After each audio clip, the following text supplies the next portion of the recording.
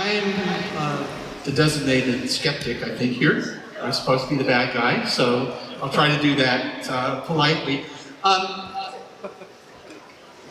Let me say, I have no pretense of being an expert in the fundamentals of blockchain. Everyone tells me that it's ingenious, it's elegant, and it's maybe even profound.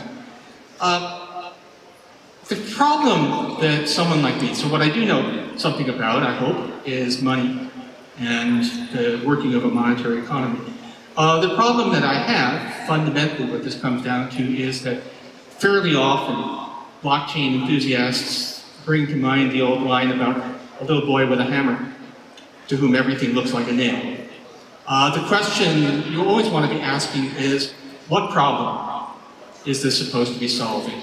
Not is it clever, not is it smart, but what is the problem it's going to solve?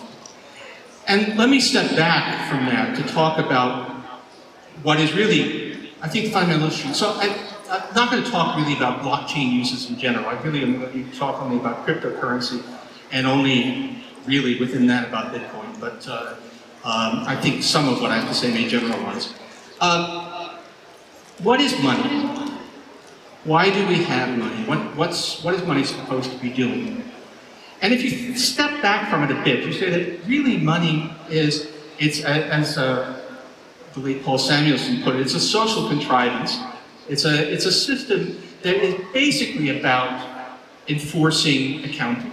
It's basically about enforcing that what people give is equal in value to what they get. Money is just a clever way of doing that. That doesn't require, makes it much easier to solve the problem of double coincidence of wants. There are things I have and there are things I want, but the people who have what I want may not want what I have. And so you need some system that allows me to get stuff that, if I'm a brain surgeon and I want a refrigerator, I want to be able to find somebody with a refrigerator who doesn't need brain surgery. So that's what money is about. But it's, at a fundamental level, it's just about accounting. Just about making sure that the thing works. And because it's about accounting, what you want from a monetary system, other things being equal, is you want it to have the lowest overhead possible. What a monetary system is supposed to do, and the direction of evolution of monetary systems over time, has been towards keeping that overhead as low as possible, towards reducing the costs of transactions, towards reducing the costs of supplying money, whatever it may be, as making it more and more frictionless, making it a minimum cost system. If you look at over time, once upon a time money was gold and silver coins, which was a huge improvement over barter. But gold and silver coins they can be heavy. If you're going to be making use of them, you've got to safeguard them. Transporting them is difficult and risky. So that what you've seen over the centuries is a progressive evolution towards systems that, towards, if you like, more and more abstract systems that don't make use of something heavy, physical, costly to produce, like gold and silver coins. If you go back to where did banking really come from? The early stages, if you ask, what did the Medicis do? What was their main function in society? It was actually mainly a way of transporting purchasing power without having to lug gold and silver coins across. If you wanted if you were in Florence and you wanted to buy something in Bruges, then you didn't have to take a load of coins over the distance and run into bandits along the way. You could get a letter from the Medicis in Florence to their agent in Belgium, who would credit you with the coins there. And that worked. It was much safer. Of course, it worked because you trusted the Medicis. You were trusting in the name, Medicis concerned for their reputation. So it was very much a system that depended upon knowing who you were dealing with. And that's been the case all along. We went from gold and silver coins with supplements like that, workaround, that hack, to a system of paper currency backed by gold and silver, which was, first of all, paper currency was a lot easier to deal with than gold and silver coins. And also, it reduced the cost of the system because banks didn't have to have a gold equal in value to the amount of currency they issued when it was private currency. They only needed fractional reserves. So you had to spend less resources on creating this money. Then we moved eventually to fiat money, where the currency is simply created by governments. It doesn't really have to be backed by anything except fundamentally the fact that you can pay taxes in, which gives it an underlying value. And then more recently, of course, credit and debit cards and mobile payments. And if you look over the long sweep, there's a steadily reduced role of, first of all, gold and precious metals have disappeared completely from the way we do business. But even paper currency has played a steadily falling role, with a footnote, which is there's a lot of $100 bills out there. I'll come back to that later. But it's all in the direction of less and less resources. Money becomes increasingly transparent, weightless, ceases to be a major usage of real resources. We come closer and closer to just a pure accounting system that doesn't require a lot of resources to support it. Okay, now we have cryptocurrencies. So Bitcoin, which is the only one I even halfway understand, obviously makes use of the blockchain. It makes use of this whole ingenious system of mining to validate Bitcoins and to create more Bitcoins. It is, in terms of the long-term historical trend towards reducing the cost of transactions, towards eliminating the, using real resources to create money, which is after all just an accounting mechanism. Bitcoin is a complete break from that trend. The transactions costs are much higher than they are in the normal system because, because you have to, a whole lot of information has to be transferred along with the Bitcoin. The creation of new Bitcoins and actually the enforcement of the validity of the existing ones is very resource intensive. We now have, it's still a pretty small fraction, but a significant part of the world's electricity supply is now being used to create Bitcoins. So it's like the old days when increasing the world's money supply required lots of people mining gold, which was something we had gotten away from, but now we're back. And so if you actually think about not how clever is the algorithm, how futuristic it may seem, you think about the economics, what we're really doing is we're using this clever algorithm, this genius system, to basically bring monetary economics back to the 17th century. We basically just stepped 300, 400 years into the past with the use of the latest computational methods, which is kind of a funny thing to be doing. Now, obviously, as I say, everyone says that the thing is really impressive in terms of the sophistication of how it's done. But you can do impressive things that are basically pointless. If somebody wanted to, you could build a fountain pen that has to be refilled from an inkwell, but that included facial recognition technology, so only I can use it. And that would be a very 21st century thing to do. It would also be a lot actually less useful than a cheap ballpoint. So the question you have to ask is, why are we doing this?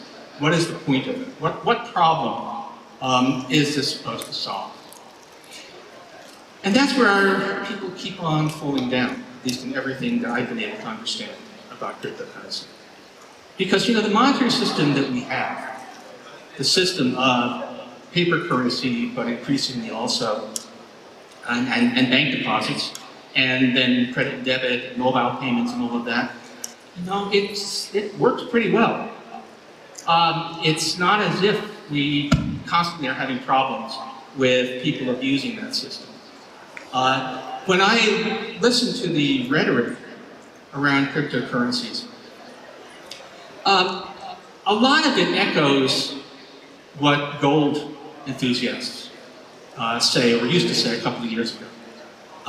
There is constant talk about, well, this is, putting things in, they're in the control of governments, and governments might abuse it, and inflate away or otherwise expropriate the money that we've acquired. But you know, that hardly ever happens. I mean, once in a while, yes, there is a Venezuela now and then. There are regimes that abuse the printing press and generate hyperinflation. There haven't been many of those. It's kind of annoying for those of us who teach economics, because we love to talk about hyperinflations because they're well understood and they're kind of fun to talk about. But we haven't had a good, proper hyperinflation for quite a while, and they've gotten really rare. If we look at advanced countries, the purchasing power of a dollar a year out is extremely predictable. Its inflation has ranged between 1.5% and 2.5%, with not much variation year after year. It's maybe a little unfair for something new, but it's orders of magnitude more predictable than the value of Bitcoin a year out. Abuse of the monetary system by governments is actually pretty rare. Doesn't happen much. Hasn't happened in the United States basically ever. Hasn't happened in advanced countries for generations now. A lot of the gold rhetoric went ballistic in the aftermath of the global financial crisis, when people said, oh look, the governments are printing all this money and it's terrible, there's going to be hyperinflation. But it turned out that actually, central banks, my former colleague Ben Bernanke, they said they were printing all that money because they were trying to stabilize and rescue the system. And you know what? They were telling the truth. That was, in fact, what they were doing. And they did not set off runaway inflation. In fact, they probably made prices more stable, not less, by doing that. They helped to avoid a 1930s style deflation. So, and then they started pulling back as soon as the economy was recovering. So the fact of the matter is that the abuse of fiat money has not been a big problem. What other issues are there? Well, you have to, more or less, since most of us don't walk around with tons of currency, you have to trust big financial institutions. You put a lot of the money you hold is actually just an accounting entry at those big financial institutions. But that has also not been a source of major problems. In fact, because big financial institutions are regulated, backstopped by the government, they've been pretty reliable. We haven't had a lot of people losing money in the 1930s style in modern times. So again, the question is, what problem are we supposed to be solving? We've got an elaborate and costly technological fix, but it's not clear what cryptocurrency is an elaborate technological fix, but what is it fixing? Why are we doing this? So far, I don't even know what's happened to Bitcoin's price in the last few weeks, but that's really not telling you much. For me, the acid test here has been, are we seeing a lot of transactions going over to taking place via crypto? And the answer is basically not. Remember, this is not a brand new thing now. We've actually had, Bitcoin's been out there for a number of years, and it's still really making no significant inroads into the ordinary payment system. Once in a while, you see some business announce, Starbucks, that we're taking cryptocurrency, but overwhelmingly, when legitimate businesses do that, they're doing it more for demonstration, for symbolism. It's a way of saying, hey, look at us, we're cutting edge, rather than an actual, a response to a felt demand that they accept payments in cryptocurrency. Turns out that it's just, well, there's a reason. Actually, doing business in cryptocurrency is expensive, it's awkward. And if there's any time lag involved between payment and delivery of services, or vice versa, then the fact that the values are so wildly erratic becomes a major disincentive. So there is a real, I would say that we're so far seeing no evidence that this thing is actually working. in the role of money as we normally understand it, and for good reason. It's actually inferior to conventional forms of payment in terms of the actual business of the economy. Now, I did say one important word there, legitimate. And this brings me to, if you were going to make a case, particularly if you're going to make a case for the valuation of cryptocurrencies, it would hinge on not actually replacing ordinary money for ordinary transactions, but on more exotic and, if I might say, more dubious stuff. So, we've been moving steadily away from cash transactions in the economy.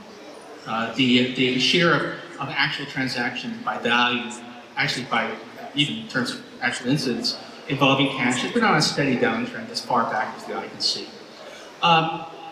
However, if you actually look at the amount of cash circulating in the economy, it turns out that the amount of currency in circulation relative to GDP, although it fell steadily until about 1980, has actually been rising since about 1980. But then if you look inside that, you discover that the value of $20 bills and everything under relative to GDP has continued to fall steadily. All of the rise is in large denominations, basically $100 bills. So there's a lot of $100 bills out there. And what's that about? Right? Basically, you can't use $100 bills for ordinary business.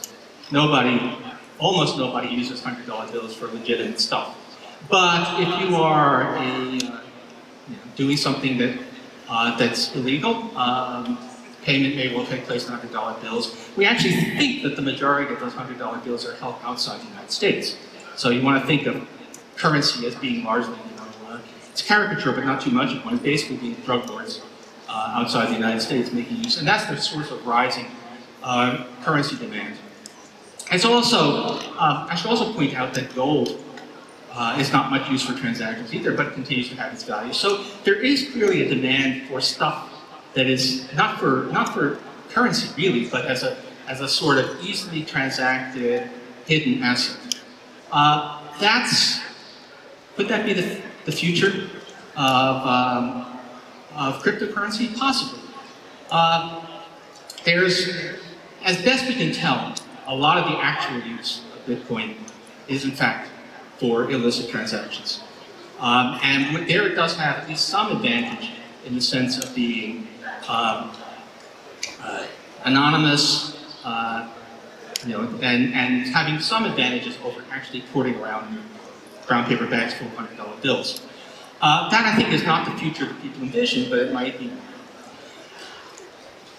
In that case, if Bitcoin took over all of the role of $100 bills in the current economy, or the role of gold, then it could be a lot of value. But here's where I have one more problem, and I'll conclude here.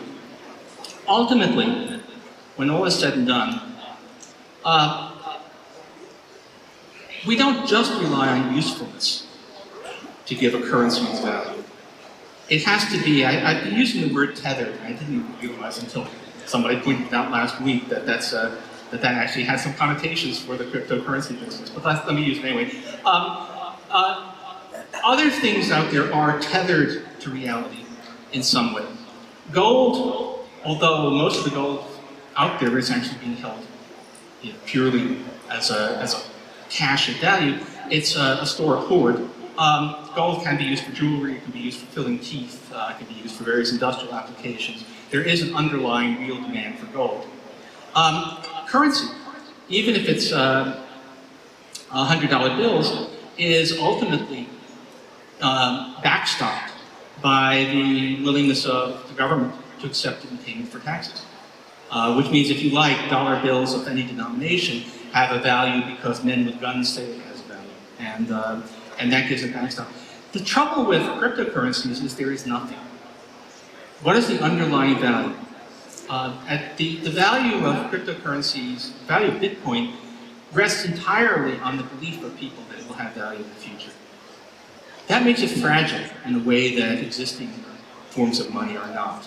So that even if we imagine that there is a role for it in basically prohibited or regulated transactions, it's not clear that if people stop believing in Bitcoin, it goes away. It completely depends on self-fulfilling prophecy, which is not a good thing to have in any kind of asset. But I in a way, I think that's all kind of secondary.